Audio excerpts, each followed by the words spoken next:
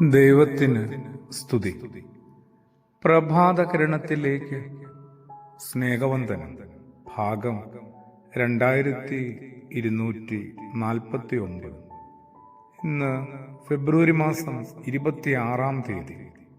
ഈ ആണ്ടിലെ 57-ാമത്തെ ദിവസത്തിലെത്തി. ഇന്ന് വലിയ നോമ്പ് 11-ാം ദിനമാണ്. ഭൂമിയിൽ ഏറ്റവും കഠിനമായ മനുഷ്യ സങ്കടം എന്താണ്? ആരുമില്ലാതായി എന്നതാണ്.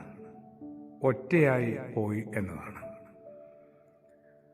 അതിനെ നമ്മൾ എപ്പോഴെങ്കിലും ഒന്ന് തിരിച്ചറിഞ്ഞിട്ടുണ്ടോ?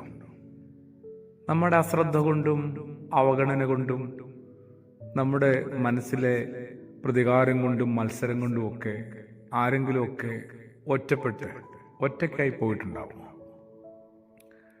മനുഷ്യർക്ക് ഏതെങ്കിലുമൊക്കെ വിധത്തിൽ കരുതൽ ആരെങ്കിലും നൽകുന്നുണ്ടെങ്കിൽ അവർ ദൈവത്തിൻ്റെ പ്രവൃത്തികളിൽ ഏർപ്പെടുന്ന മനുഷ്യരാണ് കേട്ടോ.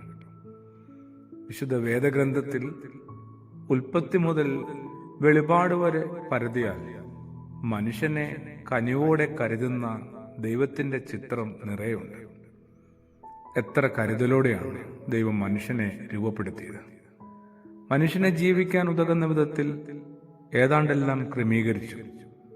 ഒടുവിൽ ഭൂമിയിലേക്ക് മനുഷ്യനെ ആനയിക്കുകയാണ്. ശരിക്കും ഒരു കുഞ്ഞിൻ്റെ ജനനത്തിന് മുമ്പ് ആ അമ്മയെടുക്കുന്ന ചില തയ്യാറെടുപ്പുകൾ പോലെ. ഇത് വിശുദ്ധന് മാത്രമല്ല ലഭിക്കുന്നത് കേട്ടോ, പാപിക്കുമുണ്ട് ഈ കരുതൽ. പുറപ്പാട് യാത്രയിൽ ദൈവം മനുഷ്യന് കാവലാകുന്നത് എങ്ങനെയാണ്? ഒന്ന് ഓർത്തു നോക്കാൻ പറ്റുമോ? ഒന്ന് എടുത്തു നോക്കാൻ പറ്റുമോ? പകൽ തണലേകുന്ന മേഘത്തൂണായും രാത്രി പ്രകാശമാകുന്ന അഗ്നിസ്തംഭമായും ദൈവം കൂടെ നടക്കുന്നു. എന്തൊരു തണുപ്പിക്കുന്ന വിചാരമാണ്. പകലും രാത്രിയും അവർക്കിങ്ങനെ സഞ്ചരിക്കാൻ വേണ്ടി മാത്രമായിരുന്നില്ല ഈ സാന്നിധ്യം. പിന്നെ മരുഭൂമിയിലെ പൊള്ളുന്ന ചൂടിൽ നിന്നും കടുത്ത രാത്രി തണുപ്പിൽ നിന്നും ഒരു സംരക്ഷണം കൂടിയായിരുന്നു അത്. ജീവിതത്തിൻ്റെ കൊടും വേനലിലും ഇരുട്ടിലും ദൈവം തണലായും പ്രകാശമായും മനുഷ്യനെ പൊതിഞ്ഞു നിൽക്കുന്നുണ്ട്. ഈ ഒരു നോമ്പുകാലം ഈ ഒരു ദൈവവിചാരത്തിലേക്ക് നമ്മളൊന്ന് എത്തിയിരുന്നെങ്കിൽ തീർച്ചയായും നമുക്കൊത്തിരി ആശ്വാസം കിട്ടിയേനെ.